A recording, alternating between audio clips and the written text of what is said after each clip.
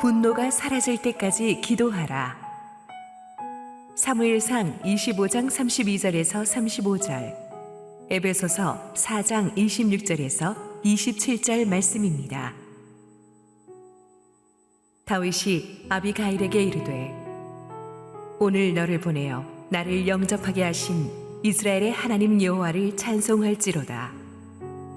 또 내 지혜를 칭찬할지며 또 내게 복이 있을지로다. 오늘 내가 피를 흘릴 것과 친히 복수하는 것을 내가 막았느니라. 나를 막아 너를 해하지 않게 하신 이스라엘의 하나님 여호와의 살아계심을 두고 맹세하노니 내가 급히 와서 나를 영접하지 아니하였더면 밝는 아침에는 과연 나발에게 한 남자도 남겨두지 아니하였으리라 하니라. 다윗이 그가 가져온 것을 그의 손에서 받고 그에게 이르되 내 집으로 평안히 올라가라. 내가 내 말을 듣고 내 청을 허락하노라. 분을 내어도 죄를 짓지 말며 해가 지도록 분을 품지 말고 마귀에게 틈을 주지 말라. 할렐루야. 우리 하나님께 감사와 영광의 박수 올려드리겠습니다. 매서운 추위를 뚫고 예배 자리에 나오신 모든 성도님들에게 하나님의 은혜가 충만하게 임하기를 축원합니다. 우리 함께 기도하시고 하나님 말씀 보겠습니다. 사랑하는 아버지, 은혜를 감사합니다. 매서운 겨울 추위 속에 은혜를 열망하는 마음으로 오신 성도님들에게 주께서 말씀하시고 부족한 종은 온전히 감춰 주시옵소서. 예수님 이름으로 기도했습니다. 아멘. 여기 분노의 문제를 해결하지 못한 세 가지 유형의 사람이 있습니다. 리처드는 아주 성격이 급합니다. 자그마한 일에도 툭하면 분노가 폭발합니다. 누가 조금만 귀에 거슬리는 말을 하거나 마음에 안 드는 행동을 하면 버럭 소리를 지르며 화를 냅니다. 자기 말로는 뒤끝은 없다고 하지만 이미 앞끝으로 초토화시켜 버렸기 때문에 상관이 별로 없습니다. 그래서 리처드는 주위 사람들로부터 기피 대상으로 지목된 지 오래입니다. 리처드의 문제는 너무 빈번하게 터지는 습관성 분노, habitual anger입니다. 또 두 번째 유형인 맥스는 화가 나도 좀처럼 쉽게 표현을 안 하고 꾹꾹 눌러두며 참고 있는데 한번 폭발하면 화산 폭발하는 것과 똑같습니다. 손에 잡은 것들 몇 개는 부서져 나가고 병력 치는 것 같은 고함 소리가 터지는데 그때마다 가족이나 부하 직원들은 공포에 질려 숨어야만 합니다. 자기 감정 가라앉고 나면 어줍지 않게 사과를 하지만 사람들의 놀란 가슴은 좀처럼 회복되지 않습니다. 맥스의 경우는 축적되었다가 어느 순간 엄청나게 폭발하는 explosive anger, 폭발하는 분노입니다. 리처드나 맥스와는 달리 수잔은 한 번도 드러내놓고 분노를 폭발시키지는 않습니다. 하지만 조용히 분노를 속으로 사귀면서 치밀하게 복수를 계획하는 전문용어로 오니올의 서리가 내리는 타입입니다. 그녀는 자신에게 상처를 준 사람을 파괴시키기 위해서 모든 수단을 동원하죠. 밤에도 깜짝깜짝 일어나서 증오하는 사람들에게 복수하는 꿈을 꿉니다. 가슴속에 한으로 맺혀버린 침묵의 분노, silent anger, 그녀가 수잔입니다. 여러분은 습관성 분노의 리처드에 해당됩니까? 아니면은 참았다가 폭발하는 맥스에 해당됩니까? 아니면 조용하게 복수를 계획하는 수잔 같은 침묵의 분노입니까? 제게 말해줄 필요는 없습니다. 어떤 케이스든 간에 이 분노는 자기와 주변 사람들에게 돌이킬 수 없는 해악을 끼치죠. 사람과 사람이 부대끼고 사는 세상이기 때문에 이 문제는 어린아이부터 어른에 이르기까지 교육 수준이나 경제 수준 상관없이 모두가 풀지 못하는 숙제로 남아 있습니다. 그래서 보면은 나라들도 월드컵 축구 판정 하나 제대로 못 해가지고 그것 때문에 서로 막 화를 못 참고 전쟁으로 가기도 하죠. 특히 우리 한국 사람들은 굉장히 다혈질이에요. 그래가지고 그냥 화도 잘 내고 풀기도 빨리 푸는 것 같습니다. 크리스찬이 되고 난 뒤에도 이 분노의 감정을 잘 해결하지 못해서 괴로워하는 사람들을 많이 봅니다. 오늘 우리는 누구보다 훌륭한 크리스찬이었던 다윗의 경우도 참 이 분노 때문에 큰 사고 칠 뻔했던 이야기를 살펴볼 것입니다. 분노에는 참 나쁜 열매들을 많이 맺습니다. 첫째는 어리석은 언행을 저질러 버리죠.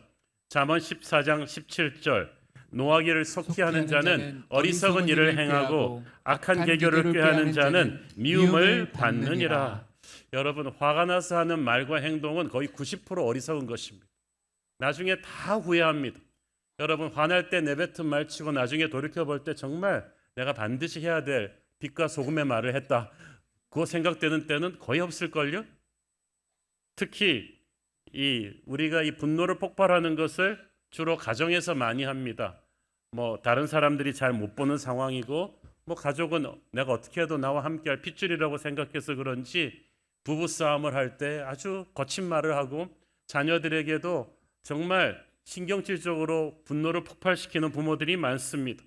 가정 다음으로 분노를 터뜨리는 곳이 아마 직장이겠죠.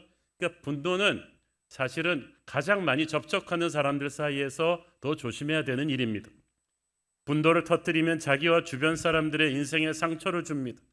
제 친구 하나는 아무것도 아닌 일에 화를 내면서 자기의 눈에 보이는 거 아무거나 집어 깼는데 그게 정말 오랜 시간 돈 모아서 산 값비싼 기타였어. 그거 하나 깨지고 나니까 후회했지만 때는 늦었죠. 또 어떤 사람은 학벌도 좋고 실력도 괜찮은데 직장을 1년을 못 당기고 계속 옮겼어요. 우리 때 그거는 굉장히 심하게 옮기는 거거든요. 그리고 다시 직장 찾는 게 굉장히 힘들었어요. 성질을 못 참으니까 그와 자기 가족들이 고생을 많이 했습니다. 분노 컨트롤을 못하는 사람은 이렇게 자기 인생을 망가뜨리게 되고, 그를 한두 번 도와줘도 계속 이 문제가 반복이 돼요. 성경이 그런 사람을 뭐라고 합니까? 잠언 19장 19절. 노하기를 맹렬히 한 자는 벌을 받을 것이라. 네가 그를 건져주면 다시 그런 일이 생기니라. 그런 사람 너무 빨리 건져주지 말라는 뜻이죠. 세 번째로, 화 잘 내는 사람은 고립됩니다.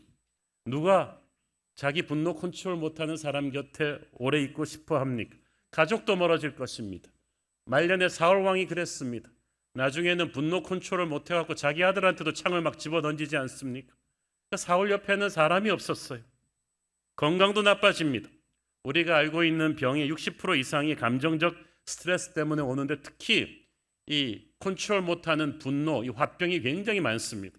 심장마비, 고혈압, 위궤양, 신체마비, 불면증, 만성 불안감이 온갖 병들이 해결되지 못한 분노 때문에 온다고 합니다.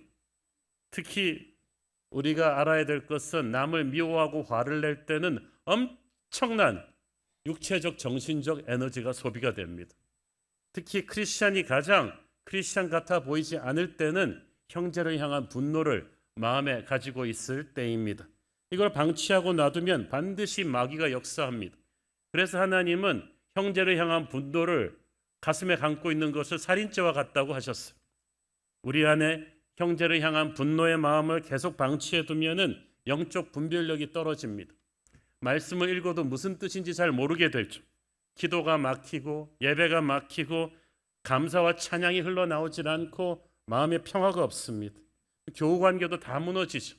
그래서 우리 안에 축적되거나 쌓이고 폭발하는 분노 문제를 우리가 영적으로 잘 해결해야 되는 거예요. 세상에서는 분노를 어떻게 다루라고 합니까?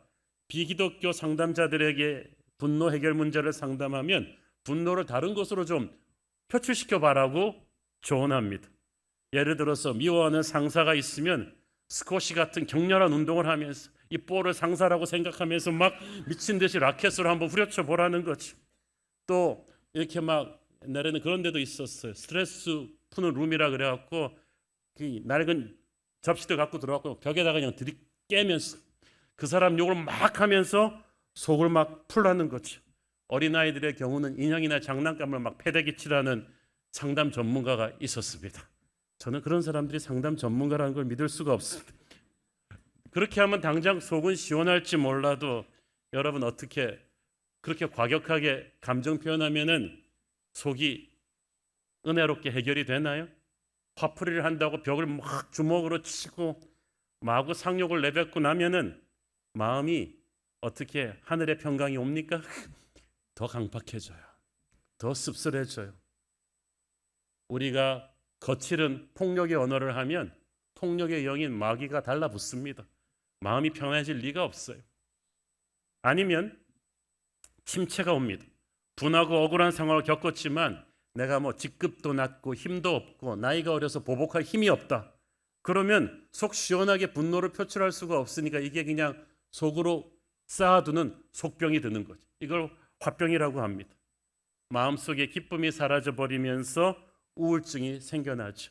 그래서 요즘 우울증 증상이 많아지는데 우울증과 축적되는 잘 표현되지 못하는 분노가 이게 함수 관계가 있다고 합니다.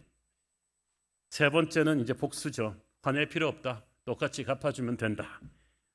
근데 분노를 가만히 두면 반드시 복수의 마음으로 발전합니다. 당장 복수할 힘이 없다면 상상 속에서라도 수없이 많이 복수의 시나리오를 모색을 합니다. 그런데 오늘 계속해서 말씀드리겠지만은 복수와 분노는 우리 자신을 굉장히 천하게 격화시킵니다. 여러분이 길에 지나가다가 두 사람이 막 멱살 잡고 막 싸우는 걸 보세요.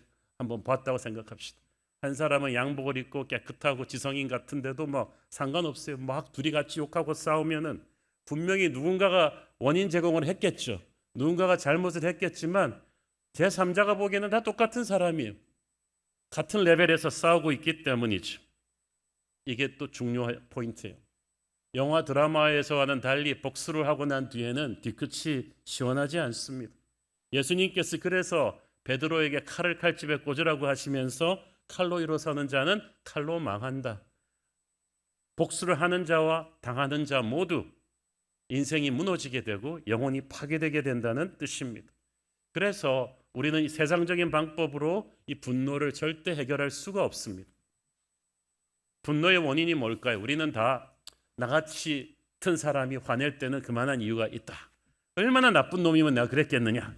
그렇게 주장합니다. 그런데 대부분 사람이나 상황이 우리를 화내게 만드는 게 아니라 원인 제공은 했겠지만은 우리 안에 이미 축적되고 있던 분노의 이 잠재적 덩어리들을 그 사람이 그냥 불 붙여준 것뿐이에요. 그럼 우리 안에 평소에 축적되고 있던 이 분노의 잠재적인 덩어리들은 뭐겠습니까? 첫째는 아마 현실에 대한 불만일 것입니다. 인생이 내가 생각했던 것처럼 잘 풀리지 않고 있을 때, 뜻하지 않은 실패와 좌절을 계속하고 있을 때 가슴에 쓴뿌리가 쌓입니다. 같은 공무원 시험 준비하느라고 노량진 들어갔는데 고등학교 때 나보다 그렇게 공부 잘하는 것 같지 않은 친구들은 시험이 또 잘 돼서 가는데 자기는 1수, 2수, 3수 하면서 좌절의 쓴뿌리가 쌓입니다. 또 직장에서 같이 회사 들어갔는데 입사 동기들은 쫙쫙 뻗고 있는데 자기는 이렇게 자꾸 뒤처져서 자꾸 인사 고과에서 누락되는 걸 보면서 속에 분노가 쌓입니다. 쟤들은 아버지 잘 만나서 그런 거 아닌가? 정치적인 로비를 했나? 이 세상은 불공정한 거 아닌가? 자꾸 특히 남과 자기를 비교할 때 이 상황이 더 심해지죠. 잘 나가는 남편 만난 친구들은 큰 평수 아파트 사는데 나는 이게 뭐지? 동창회만 갔다 오면 막 열불 받쳐가지고 말이지. 그러다가 이제 누구한테 좀 무시당했다는 말만 딱 들으면 문제가 더 심각해지죠. 배신감도 또 하나의 분노 트리거입니다. 전혀 모르는 사람들한테 받는 상처는 하루 정도 화내고 넘어갈 수 있는데 내가 정말 믿고 사랑했던 사람들한테 실망하고 배신당할 때는 막 분노가 머리끝까지 치밀어 오릅니다. 우리는 친한 사람들한테 거는 기대가 있기 때문에 그 기대가 무너질 때 이 배신감이 큰 거예요. 억울한 일을 당하면 분노를 느낍니다. 내가 하지도 않은 일로 직장에서 불이익 당하고 사람들의 오해를 받아본 적이 다들 한 번쯤은 계실 텐데 이러면 너무 화가 나죠. 그래서 이 분노 조절 장애하고 우울증에 급증하고 연관이 있다고 합니다. 우울한 사람 마음에는 남 배려하는 마음 별로 없거든요. 이러다 보니까 늘 좀 화가 나 있습니다. 조금만 누가 건드리면 폭발합니다. 그래서 요새 보복 운전이 많은 거야. 어디 가서 막 풀 데는 없는데 누가 나한테 확 끼어들면은 그때부터 막 운전이 난폭해지는. 그래서 평소에 얌전하던 분들이 운전대만 잡으면은 막 운전대 뒤에 조폭이 돼가지고 말이죠. 자존심이 상처 입는 것은 분노의 정말 큰 원인입니다. 보통 우리는 내 나이나 내 경제적인 실력이나 지위에 맞는 어느 정도 대우를 받을 권리가 있다고 기대하고 살거든요. 그게 만족되지 않으니까 막 분노가 폭발해요. 어디 가서 줄 서서 기다려야 되는 상황 생겼을 때 내가 이렇게 바쁜데 왜 나를 이렇게 오래 기다리게 하나 하면서 막 화를 냅니다. 누가 내 의견을 반대하거나 내가 원하는 대로 해주지 않을 때 막 화가 나요. 이럴 때 우리나라 사람들이 가장 자주 쓰는 말, 니들 내가 누군 줄 알아? 저는 정말 누군지 모르겠는데 너희들 내가 누군 줄 알아? 자기가 뭐 장관 출신. 여러분 우리나라 10년 전 장관이 누군지 압니까? 지금 장관도 잘 모르잖아. 제가 보니까 전직 고위공무원분들, 전직 대기업 임원분들, 전직 고위 장성들이 이 증세가 심합니다. 평생 너무 많은 의전을 받고 살아오셔가지고 은퇴하고 나서 일반인으로 살아가는 것을 본인들이 몸소 운전하시고 몸소 주민센터 가시는 걸 견디지 못하는 거지. 근데 자존심을 빨리 내려놓을수록 여러분 인생에 평안이 올 것입니다. 여러분이 자존심 때문에 상처받은 적이 있다면 예수님을 한번 생각해 보십시오. 공직사회에서는 계급별로 의전이 있잖아요. 대통령이 받아야 될 의전, 장관이 받아야 될 의전, 시장이나 군수가 받아야 될 의전도 프로토콜이 딱 있습니다. 회사에서도 임원급이 되면은 나오는 차나 이런 대우가 있잖아요. 팀장급이 받는 의전 이런 게 다 있는데 그 기대 채워주지 않으면 인간들끼리도 얼마나 자존심이 막 상처있고 화가 납니까? 그렇다면 우리 인간들끼리도 그 조그만 의전의 차이로 자존심의 상처를 받는다면 만군의 여호와이신 왕의 왕이신 예수님은 도대체 어느 정도 의전을 해드려야 됩니까? 백악관 미국 대통령의 의전에 1000배를 해드려도 모자라겠죠. 그런데 우리 주님이 이 땅에 오셨을 때 어떤 의전을 받으셨나요? 태어나셨을 때부터 최악의 흙수저가 받는 말구에 태어나시고 시골 나사렛의 몫으로서 아무도 예수님에게는 챙겨주지 않았고 무시했고 외모도 평범하셨고 예수님은 자기 설거지, 자기 빨래, 자기 커피 자기가 다 하시고 남의 것까지 해주시고도 사람들이 그분을 무시하고 폄하했고 정말 작은 시골 동네 읍장보다도 못한 대우를 주님은 받으셨지만 그로 인해 주님이 자존심 상해하거나 매일 화가 나셨다는 이야기가 있습니까? 주님은 이미 이 땅에 오셨을 때 받으실 권리를 다 포기해버렸기 때문입니다. 여러분, 그런데 주님의 제자라는 우리는 왜 이렇게 아직도 자존심이 셉니까? 내려놓음 하지만 우리는 아직도 내려놓은 거 아무것도 없어요.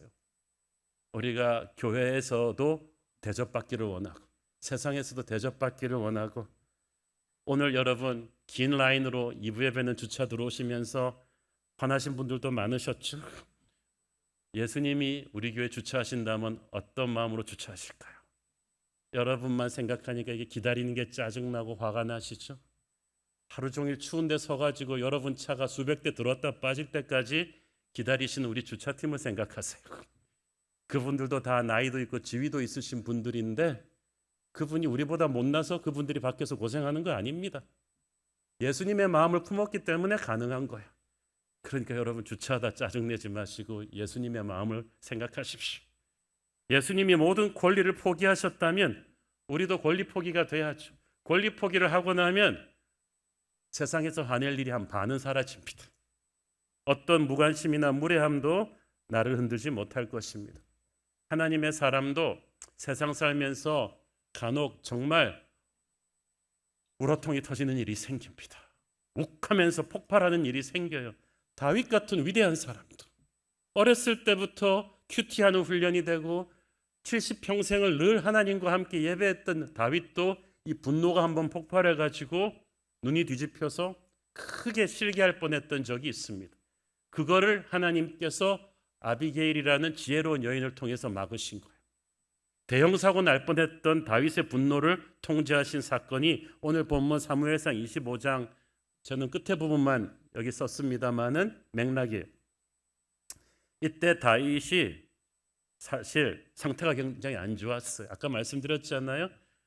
상황이 나를 폭발시키는 게 아니라 그 전까지 내 지금 상태가 이 분노의 쓴뿌리가 쌓이면 이게 폭발하는 거라고.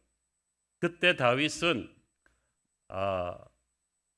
골리앗을 쓰러뜨린 군사 영웅이 아니라 너무 잘나서 왕의 질투를 받아서 광야로 쫓겨다니는 현상 수배범이었어.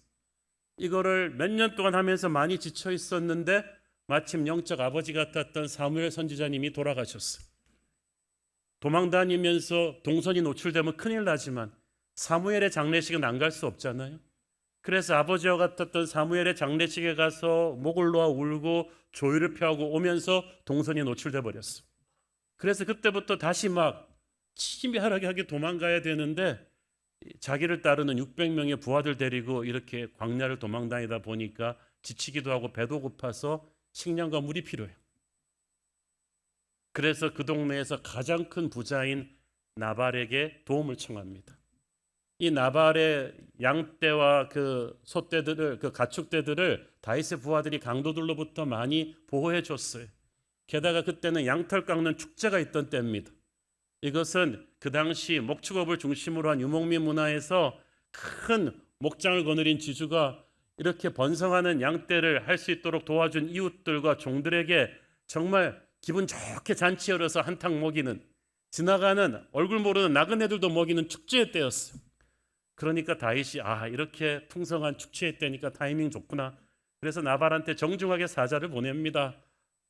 내가 평소에 우리 부하들이 당신의 양떼를 잘 지켜주지 않았냐. 축제 때인데 우리가 공핍하니까 식량 조금만 도와줬으면 좋겠다. 정중하게 요청했는데 이 나발이, 이름도 굉장히 발음이 안 좋아. 이 나발이 뭐라 그랬냐면 다윗이 도대체 누구냐? 주인 사울에게서 도망친 정말 불량한 종이 아니냐 하면서 그냥 입에 담을 수 없는 무례한 언사로 다윗의 요청을 거절하면서 모욕한 거예요. 이 소식을 전령을 통해서 전해들은 다윗이 피가 거꾸로 솟았습니다. 휘하의 수백 부하들을 총동원했습니다. 질풍같이 나발의 집으로 달려갑니다. 내가 오늘 해 뜨기 전까지 나발의 집에서 한 명이라도 살려두면 내가 다윗이 아니다. 집안 전체를 내가 도륙낼 것이다. 와, 인자한 다윗이 이렇게 화난 건 처음이에요. 왜 이렇게 화가 났겠어요? 나발이 남자의 자존심을 건드렸기 때문이에요. 중년 남자의 자존심을. 다윗이 누구냐? 다윗이 누구냐뇨?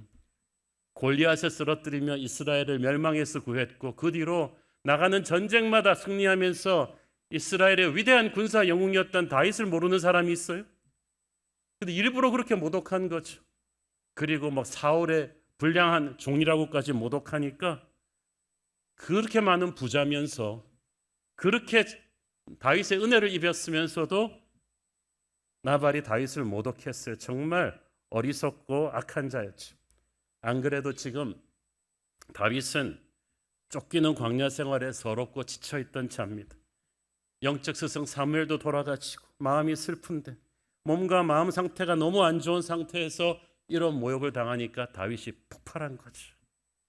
여러분, 요즘 화낼 일이 많다는 거는 요즘 내 상태가 안 좋다는 뜻이에요.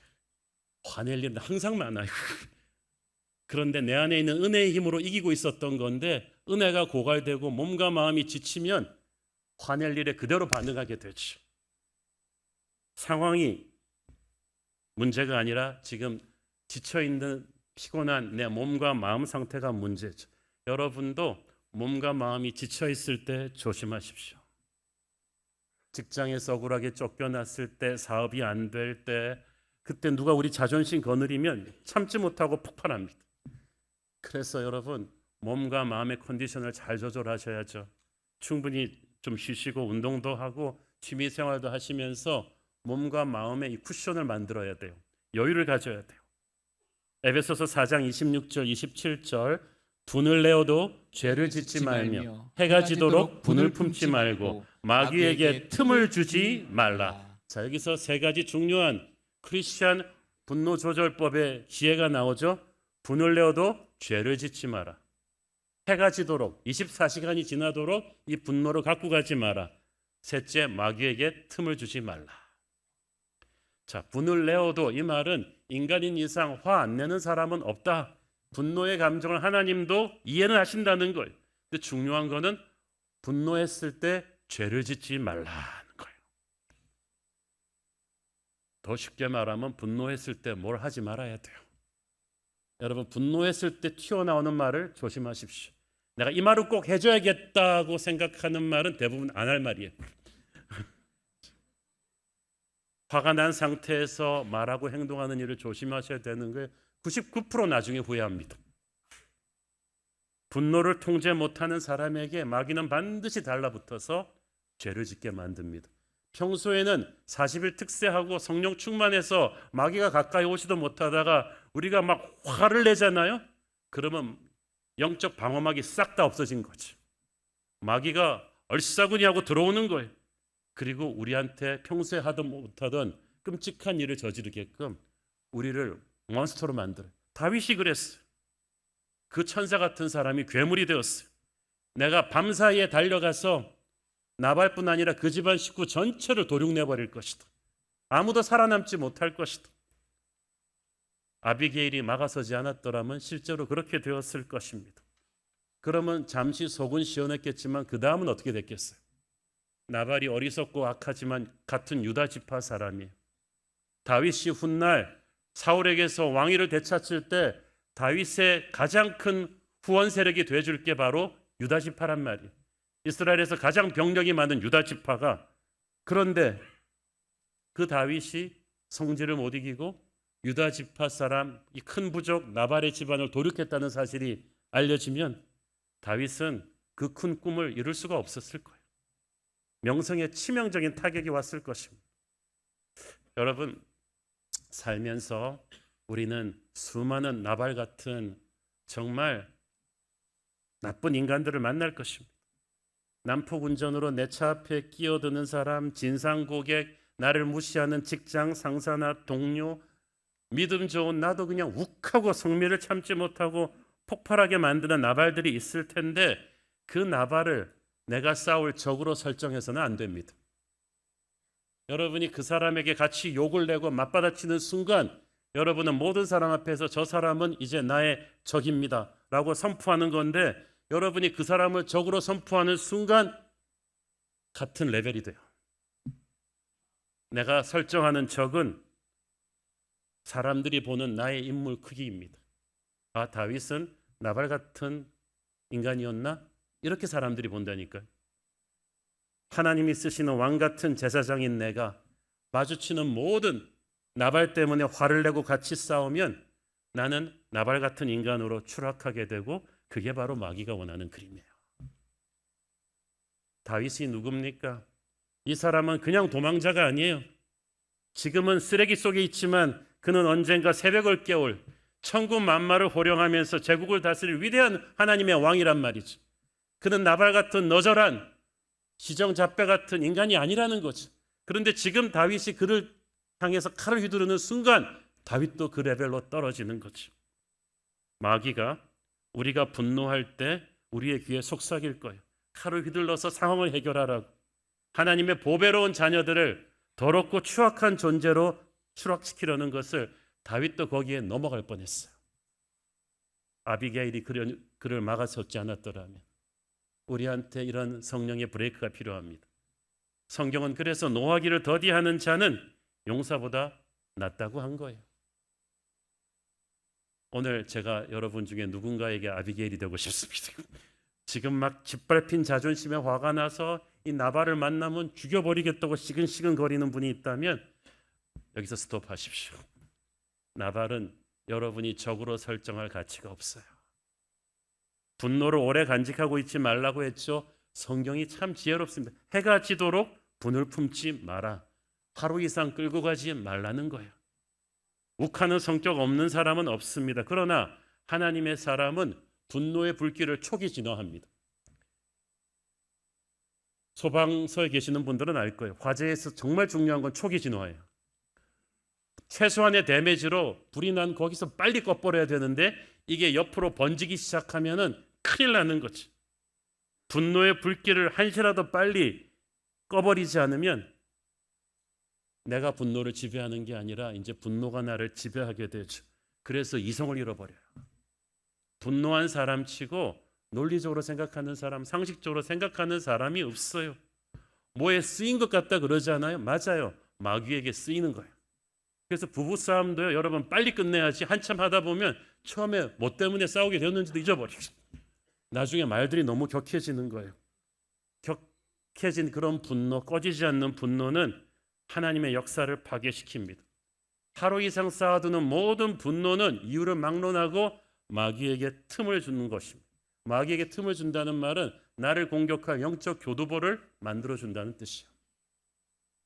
여러분, 영적인 전쟁의 핵심 중에 하나는 마귀가 나를 공격할 교두보를 다 치워버리는 거지. 내가 회개하고 죄를 회개하는 것은 마귀가 그걸 가지고 나를 공격하지 못하게끔 그걸 치워버리는 거예요. 쓰레기를 치워야 바퀴벌레가 안 오죠. 우리 안에 그 교두보를 만들어 놓고 영적 싸움 마무리해봤자 소용이 없다니까요. 마귀는 쌓아둔 분노의 감정을 제일 좋아합니다. 아무것도 아닌 걸 크게 불려버립니다. 멀쩡하게 잘 살던 부부들이 이혼하고 괜찮고 좋은 교회들이 싸우고 갈라지는데 그 시작은 보면 정말 어처구니가 없어요. 제가 말씀드렸죠. 올해 어떤 교회가 그렇게 땀 흘려서 건축해서 입당을 해놓고 그 카페트를 붉은색으로 까느냐 푸른색으로 까느냐, 붉은색으로 깔다는 보열파하고 푸른색으로 깔지 않는 푸른 초장파가 붙었는데, 이게 우리는 웃지만 그 500명 되는 교회가 건축해놓고 갈라졌어요. 분노는 우리를 어리석게 만들어요. 정말 마귀한테 교두보를 준 거예요. 그러므로 여러분, 하루 이상 쌓아둔 분노라고 했는데 오늘 하루가 아니라 10년, 20년 여러분이 미워하고 있는, 화내고 있는 그 어떤 사람을 오늘 예수님 앞에서 털어버리기를 바랍니다. 어렵지만 한번 결단을 해보세요. 살기 등등한 다윗의 군대가 자기 집안을 몰살시키려 달려오고 있다는 소식을 나발의 아내 아비게일이 들었습니다. 아비게일은 정말 악하고 무지한 인간이지만 부인복은 타고났네요. 이 아비게일은 정말 지혜롭고 현명한 여인이라서 그 말을 듣는 순간에 하인들을 총동원했어요. 어마어마한 식량을 가지고 먼저 다윗한테 보냈어요. 그리고 나서 자기도 달려가서 다윗 앞에 털썩 엎드려서 설득을 하는데 첫 번째 말이 우리 남편 나발은 어차피 불량하고 미련한 인간이다. 그런 사람 신경 쓰지 마세요 하면서 그 다음 말이 기가 막힌 말입니다. 사무엘상 25장 28절 주의 여종의 허물을 용서하여 주옵소서. 여호와께서 반드시 내 주를 위하여 든든한 집을 세우시리니 이는 내 주께서 여호와의 싸움을 싸우시며 내 주의 일생에 내 주에게서 악한 일을 찾을 수 없음이니이다. 여호와께서 내 주를 위해서 든든한 집을 세울 것이다. 여기서 집, 하우스는 히브리어로 이스라엘의 왕조를 말하는 거죠. 당신은 보통 인간이 아니지 않습니까? 지금은 도망자 신세라서 사람들은 당신의 가치를 모르지만 나는 압니다. 하나님께서는 다윗 당신을 이스라엘 청년 왕국을 시작할 위대한 왕으로 세우실 것입니다. 당신은 새벽을 깨울 사람입니다. 하나님의 용사입니다. 그 목적을 위해서 당신은 지금 이 고난을 견디며 의로운 인생을 살아오셨는데 이 공든탑을 여기서 무너뜨릴 것입니까? 하나님께서 아비가일을 통해서 다윗의 이성을 되찾게 하신 거예요. 다윗 캄다운. 인생이 잘 안 풀리는 힘든 광야 생활을 오래 하다 보면 누구라도 몸과 마음이 지칩니다. 다윗이 낙담하고 감정이 날카로워지고 자존감은 땅에 떨어지고 배도 고프고 그러다 보니까 자기가 누군가를 잊어버렸어요. 자기 인생 이러다가 끝날 줄 알았어요. 고난의 의미를 모르고 고난 자체에 지쳐 있었어요. 그렇게 지쳐있는 사람은 예민하고 예민한데 누가 자존심을 건드리니까 나발이 자존심을 건드리니까 막 폭발한 거예요. 아마 마귀가 이때 막 다윗의 귀에다 대고 속삭이며 부채질을 했겠죠. 다윗, 야, 너 어떻게 네가 어떤 사람인데 이런 무시를 당하고 살아? 저 나발, 너의 가치를 모르는 저 나발을 죽여버려. 쌓인 분노를 한숨에 풀어버려. 그러나 이때 하나님께서는 아비게일을 통해서 그 음성을 차단시킨 거예요. 너는 그럴 사람이 아니야. 나발 같은 인간 죽이느라고 너의 고귀한 인생을 여기서 망칠 수는 없어. 아비가일이 다윗에게 한 말의 요지는 그거예요. Remember who you are. 당신이 누구인가를 기억하세요. 당신이 지금 너무 광야 생활하면서 고생하다 보니까 자기가 나발 같은 그런 칼이나 휘두르는 그런 사람인 것 같은 줄 알았죠? 그렇지 않습니다. 당신은 그런 하찮은 동네 싸움꾼이 아닙니다. 당신은 우리 모두를 다스리게 될 위대한 왕이 아니십니까? 지금부터 왕의 마음을 가지고 사셔야 됩니다. 우리가 하나님 안에서 얼마나 고귀한 존재인가를 아는 것은 우리가 오늘 하찮은 일로 세상 사람들과 치고받고 싸우며 분노를 터뜨리지 않게 하는 힘이 될 것입니다. 다윗 너는 하나님의 나라 이스라엘의 위대한 왕이 될 사람이다. 후회할 일을 해서는 안 된다. 아비게일을 통해 하나님 말씀하시고 다윗이 찬물을 끼얹은 듯 정신을 차린 거죠. 오늘 여러분도 이성을 찾으셔야 돼요. 우리가 분노하여 인생을 망치는 행동하기 전에 하나님이 브레이크를 거셨다면 정신을 차려야 돼요. 그래, 나는 이럴 사람이 아니야. 나는 나발 같은 인간과 같은 동급으로 분류될 그런 사람이 아니야. 여기서 멈추는 거죠. 오늘 본문에서 다윗은 그 거룩한 멈춤을 통해 하나님을 찬양합니다. 하나님의 사람이 분노를 다룰 때는요, 일단 시간적인 여유를 줘야 돼요. 순간적으로 반응하지 말아야 돼요.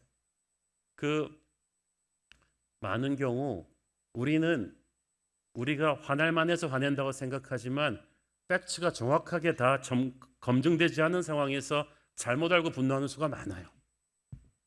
제가 어렸을 때 우리 초등학교 선생님이 좀 다혈질 선생님이었는데 그 육성회장 딸인가 굉장히 부잣집애가 물건을 잃어버렸어요. 값비싼 물건이었어요.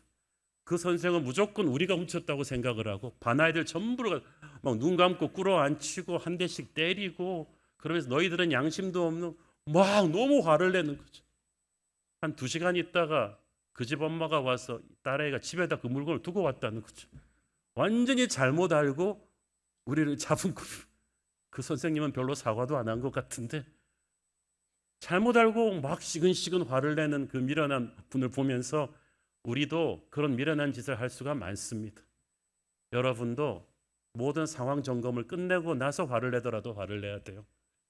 그러기 위해서는 시간적인 여유를 둬야 됩니다. 화가 났을 때 바로 반응해서 말하거나 결정하지 말고 전화를 끊고 카톡 끊고 기도실로 들어가든지 밖에 나가 산책을 하세요. 호흡을 길게 들숨날숨을 하면서 한 50만 세보십시오. 대부분의 경우, 그리고 하나님한테 지혜를 구하세요.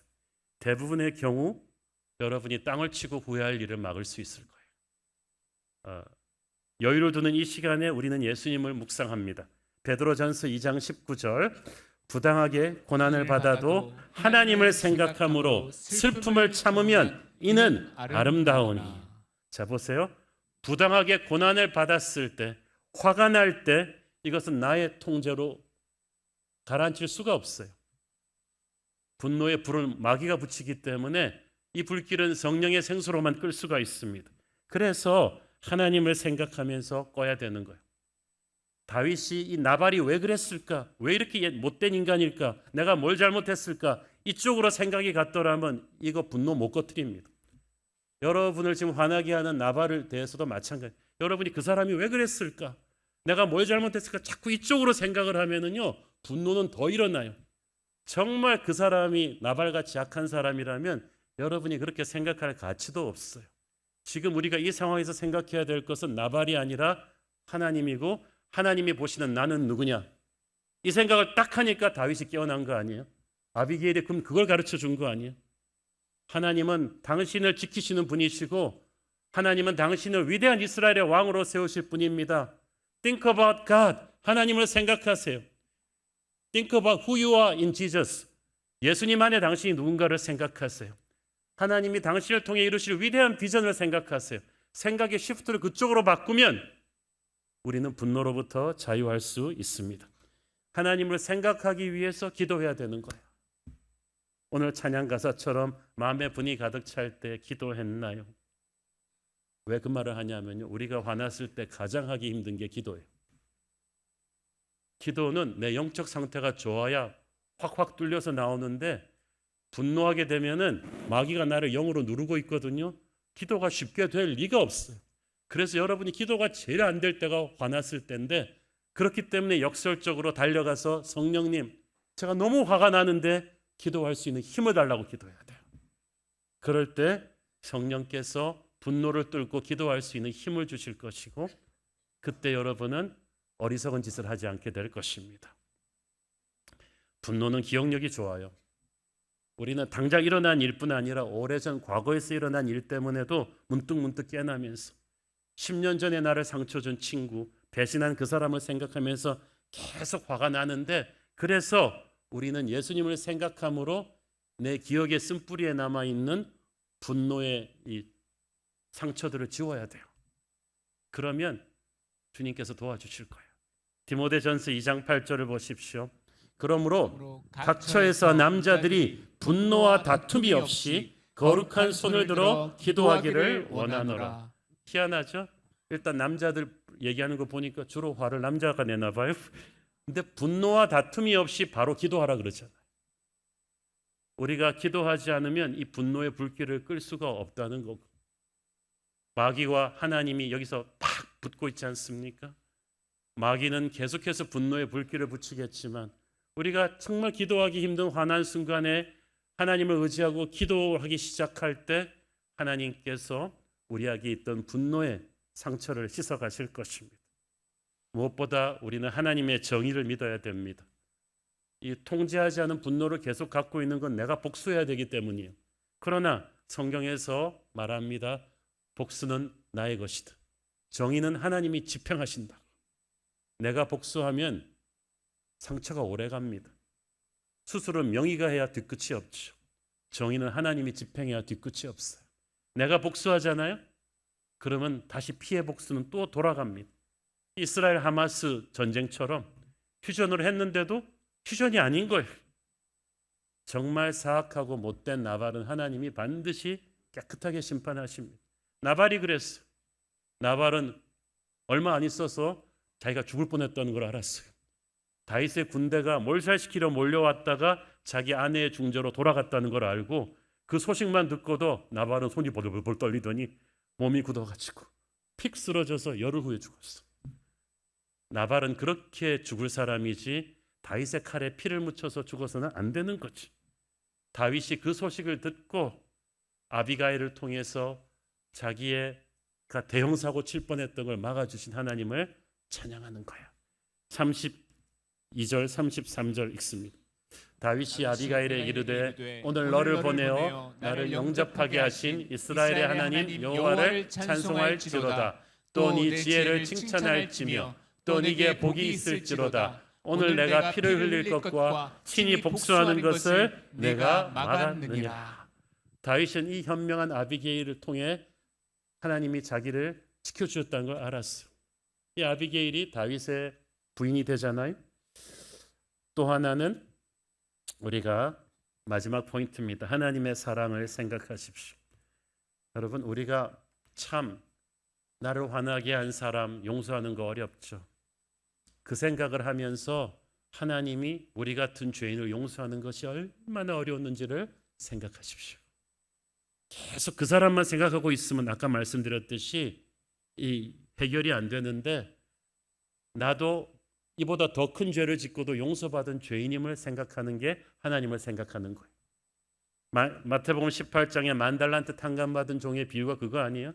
10,000달란트, 오늘날로 말하면 몇 조에 가까운 돈을 탕감받았다는 것은 그만한 돈을 벌었다는 건데, 돌아서서 자기한테 100데나리온 빚진 종은 용서하지 않잖아요. 그러니까 이 사람은 은혜를 주신 하나님을 생각하는 게 아니라 자기한테 조금 잘못한 친구를 생각하다 보니까 용서가 안 되는 거예요. 분노를 조절할 수가 없어요. 우리도 마찬가지입니다. 용서가 안 되고 분노를 조절할 수 없을 때 나를 용서하신 하나님의 사랑을 생각하고 살아야 돼요. 몇 년 전 소천하셨지만 국민 아버지 이미지로 유명했던 탤런트 송재호 장로님을 저는 오래전에 뉴질랜드 유학생 코스타 집회에 갔다가 강사로 갔다 만난 적이 있습니다. 제가 굉장히 좋아하는 정말 국민 아버지 탤런트세요. 강사 숙소에서 만나가지고 너무 반가워서 함께 이제 커피 마시면서 교제하다가 시간이 많으니까 인생 스토리를 다 들었어요. 제가 참 감동받았습니다. 이분은 월남한 실향민 출신이신데 젊은 시절 술과 담배와 무속신앙에 젖어서 살았다고 합니다. 연기자 생활하다가 빚 때문에 자살하려고 한 적도 3번이나 되었습니다. 한때는 너무나 억울하게 자기의 인생을 나락에 떨어뜨린 원수 같은 사람 때문에 너무 화가 나가지고 이놈의 자식 너 죽고 나 죽자 그러면서 총을 들고, 이분이 무슨 아마추어 사격협회 무슨 회장인가 할 정도로 사격을 잘하는 분이세요. 그래가지고 그 총을 들고 이 사람 집 주변을 맴돌면서 죽이겠다고 한 적도 있었다는 거죠. 하나님의 은혜로 이게 어떻게 무산돼가지고 죽이지를 못했는데 정말 분노에 사로잡히니까 눈에 보이는 것이 없었다는 거죠. 제가 그 얘기를 들으면서 의자를 약간 뒤로 빼면서 아니 그런 무서운 분이, 근데 장로님 어떻게 이렇게 온화한 이미지로 변하셨냐 그랬더니, 아유 목사님 예수 믿고 나니까 이 분노가 사라지더라는 거야. 예수님이 나를 위해서 하신 그 사랑을 생각하니까 분노가 사라지더라는 거야. 그래서 이분이 오륜교회 거의 초창기 멤버신데, 그 오륜교회 그분이랑 같이 신앙생활했던 분들한테 물어보면 정말 TV에 나오는 그대로 국민 아버지처럼 따뜻한 분이셨다고 합니다. 항상 성도들 안아주시고 간증도 많이 하시고, 분노의 화신같이 될 수 있었던 사람이 그 분노를 넘어설 수 있었던 것은 사랑의 하나님을 만났기 때문이죠. 하나님의 용서를 묵상하고 살았기 때문이죠. 그러므로 화를 내야만 되는 상황에서 우리가 예수님을 생각하라는 것은 우리를 용서하시는 주님의 사랑이 얼마나 힘들었던가를 생각하면서 그 사랑 앞에 무릎 꿇으라는 거예요. 성경은 우리에게 쉬지 말고 기도하라고 합니다. 왜 그렇겠어요? 우리가 쉬지 않고 화내기 때문이지. 화내는 순간순간마다 우리는 기도하면서 예수님과 시간을 많이 보내야 돼요. 우리가 가슴 속에 분노를 품고 있으면 가장 마귀 같아지고, 예수님을 묵상하고 있으면 그 분노를 넘어서는 하나님의 사람이 될 것입니다. 우리는 다윗 같아야만 돼요. 시도 때도 없이 우리를 화나게 하는 나발 같은 사람들이 있지만 그 나발에게 세상과 같은 방법으로 보복해서 같은 인간으로 끝날 존재가 아니에요. 우리는 다윗처럼 새벽을 깨울 하나님의 독수리와도 같은 사람들입니다. 독수리가 찝쩍대는 까마귀와 만날 때마다 싸우면 독수리도 까마귀 되는 것이고, 우리는 까마귀가 올라오지 못할 높은 비전과 사랑으로 비상해서 살아야 될 사람인 줄 믿습니다. 나는 다윗이야, 나는 나발이 아니야. 그런 믿음의 선포로 오늘도 분노를 이겨내고 사랑으로 승리하는 선한 능력으로 일어나는 저와 여러분 되기를 축원합니다. 함께 기도하시겠습니다. 주님 은혜를 감사합니다. 우리는 너무나 많은 분노를 가지고 이것을 터뜨리면서 살았는데 이제 다윗을 생각하고 예수님을 생각합니다. 오늘도 성령께서 아비게일처럼 우리의 분노를 가라앉혀 주시니 감사합니다. 하나님을 향해 다윗의 비전으로 살게 하옵소서. 예수님 이름으로 기도했습니다. 아멘.